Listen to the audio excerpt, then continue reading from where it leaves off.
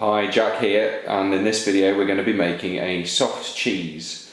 Now what's different about this from the previous two videos is that we're going to be using all of the elements that we've looked at in the beginners section of HomemadeCheese.org. In front of you you can see about 2.5 litres of milk.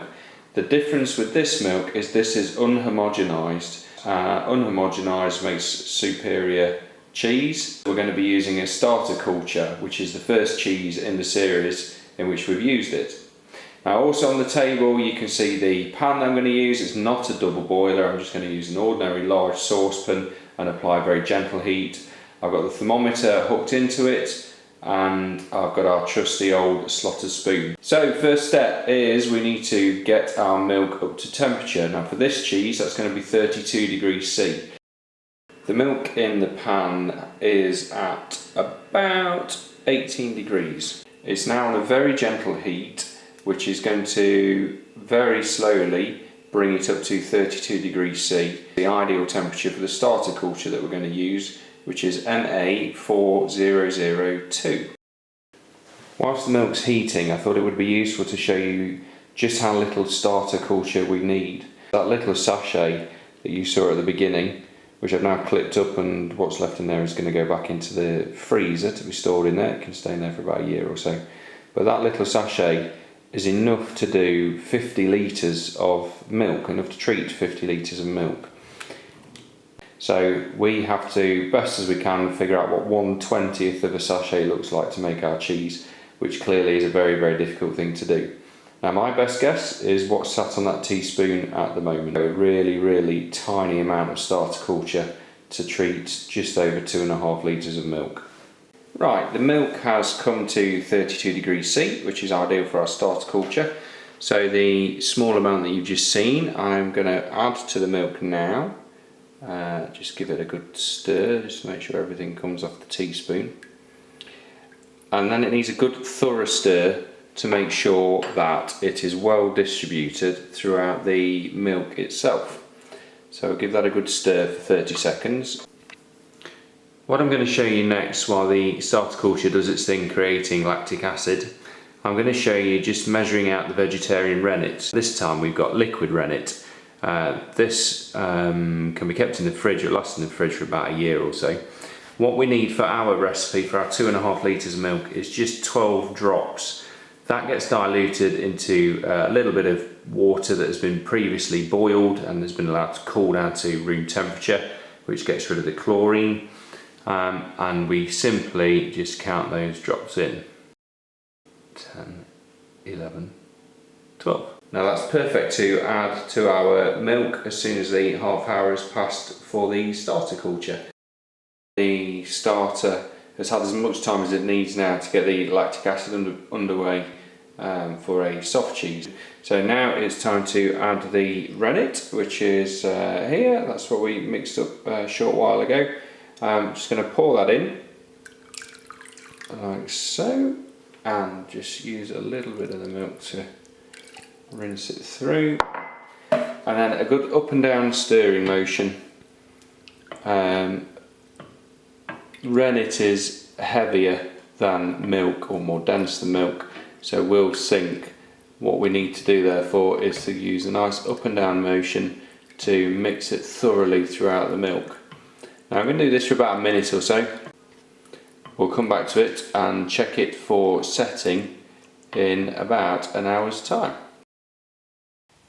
What I want to do is show you a clean split in the curds, which we have achieved. So I'm going to put a sharp knife in.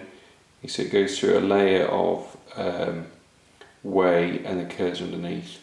If I push, you can see that the curds have formed nicely. There's a good split underneath there, it's very firm. What I'm going to do now is cut that into slices horizontally and vertically to give me cubes on the surface of about 1.5 centimetres in width. So knife in all the way to the bottom and all the way to the side and up again, about 1.5 centimetres. Same again, and we'll keep doing that.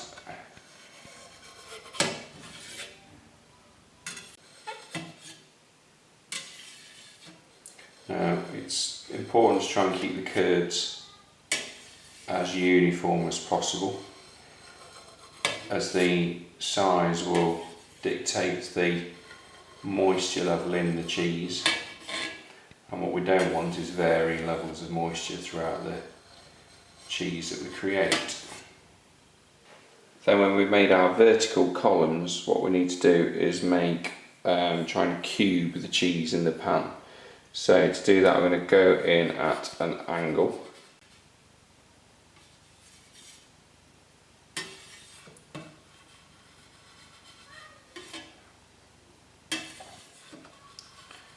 And the result of all of this cutting should be roughly equal shaped curds with sides of about 1.5 centimetres in cubes.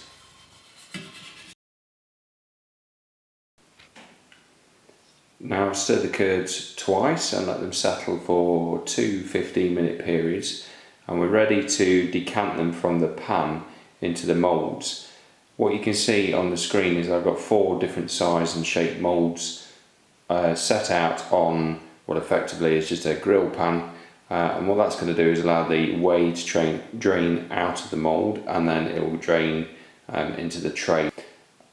One thing to bear in mind is as we start scooping in the curds with the slotted spoon, is that whilst the curds are in the mould, they are of course going to give up more liquid, and as they give up that liquid, they're going to shrink down into the mould. So what we don't want to do is use all of our curds out of the pan, filling multiple moulds up. Instead, we need to make sure that some curds are left in the pan, so that as the curds in the moulds shrink away, we've got curds left to top them up. Now I've left the curds about 10 minutes, and you can see already just how much they've settled. So I'm going to put in some more into these moulds and keep topping them up, and I'm going to be doing this probably for the next hour or so. The cheeses have been stood overnight now, and you can see just how much they've shrunk down. Now, I did turn them once in the night, it was too dark really for it to be filmed, so I'm just going to show you that technique now. It's quite straightforward to do. So again, cheese out, swap pans, pick the mould back up, put in, there we go, cheese turned. The next stage is to weigh out the cheese so that we can get the correct amount of salt. Now for this particular recipe we need a 1% salt covering, that's 1% of the weight of the cheese. So in the case of the heart we're at 156 grams of cheese, so we need about 1.5 grams of salt. So sprinkle some on here and just spread it around.